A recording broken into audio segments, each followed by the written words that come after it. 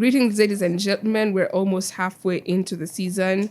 This is your captain speaking, Debbie Buyaki. Welcome aboard. Today we'll be taking a flight over nature's view, kicking off from Nairobi, making a stop at Gender, and finally landing at the closure of the whole topic in relation to episode 4, which, by the way, I advise you to listen to because this episode is going to have a connection to it. So I hope you enjoy this climate journey story. Seatbelts on and wheels up.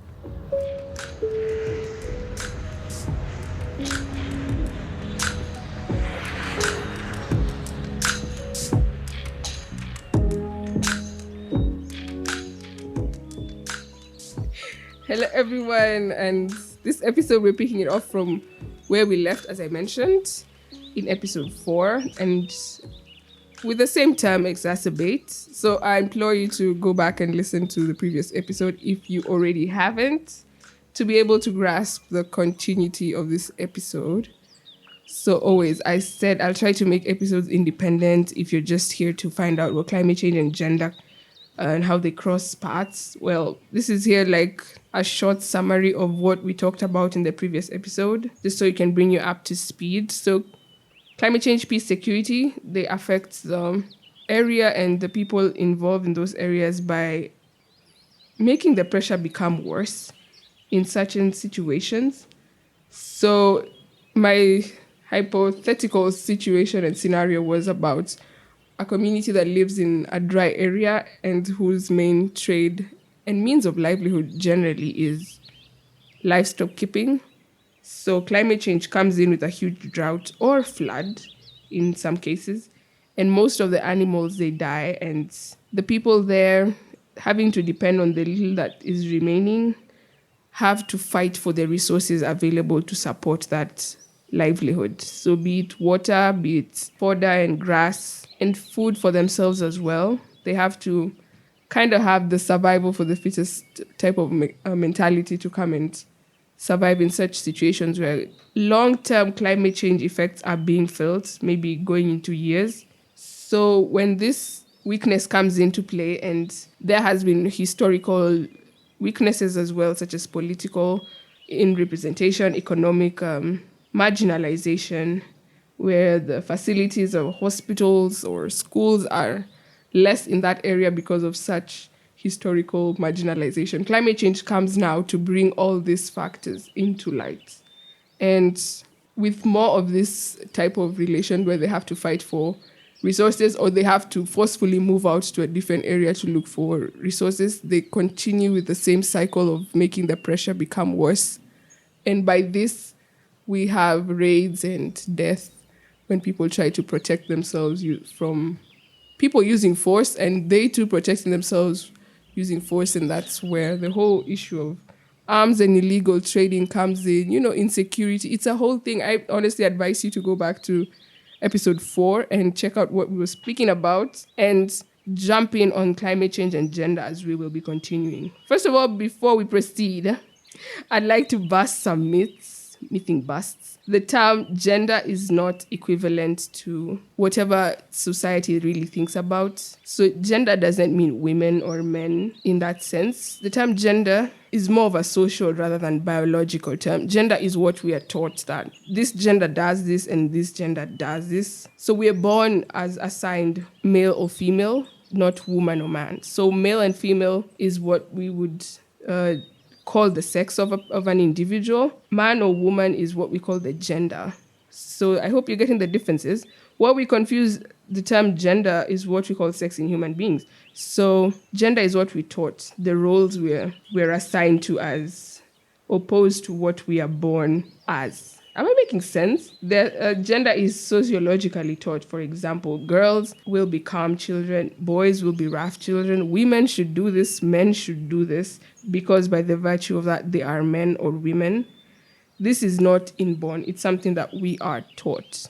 So don't be mixing up the two terms in reference to gender and the sex of an individual. Get your English right. Anyways, now as we move on, when we come to the family setting, and this is now to pick up with the last hypothetical scenario, the family setting is the backbone of every society. And when faced with such catastrophic initially existing or worsened climate change calamities, tough decisions have to be made.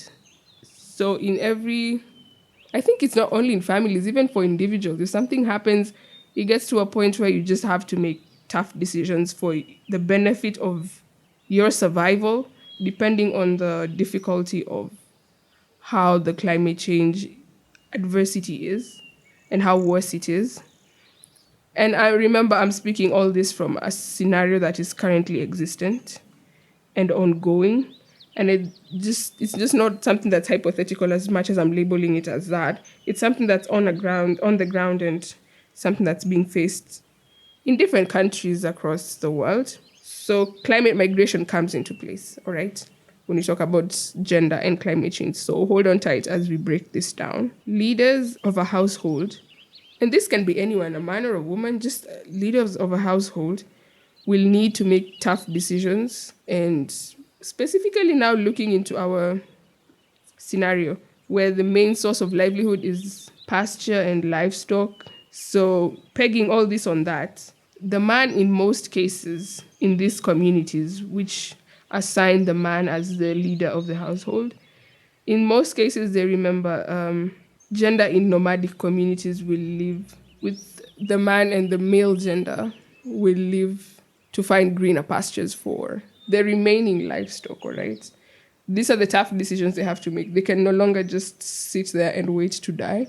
We have to go to somewhere where we think we can find better grass and better solutions and better pasture for our livestock, which is our main source of livelihood. And then in due course, come back and get the rest of the family. So the man or the leader of the family will first of all leave solo and then just go wander about, asking, and see if there's a place where there's water or there is resources where some few animals in the family can survive. Then they will return to tell their families, and by this, live again with the male children with the animals at this point. So at first he went alone. The second time, when he comes back, he will come back for his boys and the livestock that remain, if they actually do. So now this is where the dynamics start kicking in. So this leaves the ladies in this community, which basically are assigned the role of caregivers.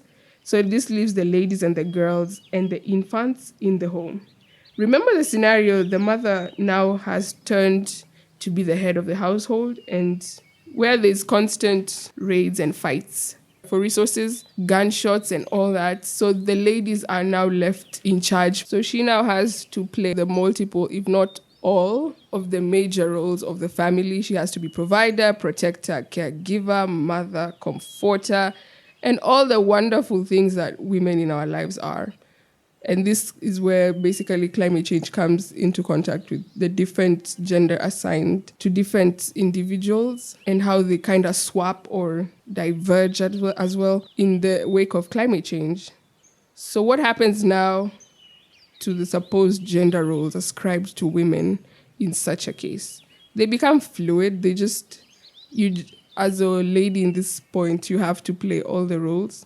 And it also entails learning new skills. And now that these scenarios are usually quite chaotic and guns have to be acquired, she now has to learn how to use weapons. She now has to learn how to flee with her belongings, something that, most of the men would do. But now that the man is away looking for a way to survive and later on come back for the ladies and the children in the home, she now has to step up. And a round of applause for women, because they are such diverse and strong individuals in the society and quite the backbones of a lot of things that we foresee or don't foresee daily.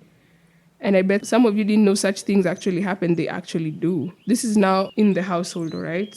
One example of the household. So can you imagine if in this community there are 500 or there are 1,000 families that exist in these regions? Because in this country, this region consists of different tribes, and tribes go into thousands, all right? So this scenario is happening at the same time to all these thousands of families. And all this has to be mitigated and solutions have to be done. So what happens to all the men and the boys who migrate to a different zone or a different country to that extent to look for pasture and food?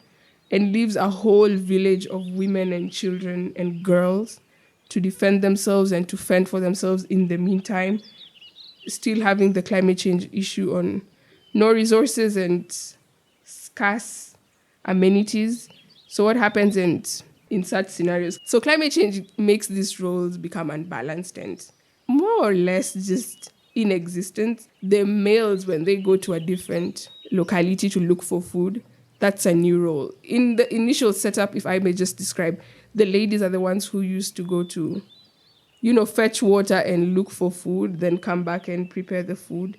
But in this case, when climate change comes, it becomes a complete swap. So the men are the ones now wandering in the wilderness looking for water and food, and the ladies now are back in the villages being the quote unquote army and protectors of the resources and families. So climate change and gender intersect in the parts that they bring complete swaps in certain scenarios, of course, of the setup and the runnings of different societies. If we go deeper into power roles, which is, I know, such a difficult topic to, but I will try and bring that situation aboard. If we go deeper into the power roles and the power shifts that comes, if the female is now carrying out most of the tasks, where does the power of the family or the head of the family truly and really lie when it comes to climate change?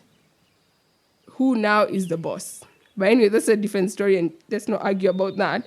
So when gender and these other factors of identity intersect, it can create multiple layers of marginalization and compounding discrimination. As we have seen, gender roles in the face of climate change become almost void. What you were taught as a young girl, especially in this community, that this is what you will do, and then when you live to up to your teenage years and climate change hits, what you were taught for so many years ends up being quite fluid and inexistent. You have to learn new roles, and this shift in balances places more work on one gender and vice versa. So there's a lot of shifting and unfamiliar grounds that climate change brings to the roles of individuals and families. And now, as we get to maybe coming towards a conclusion as well of how climate change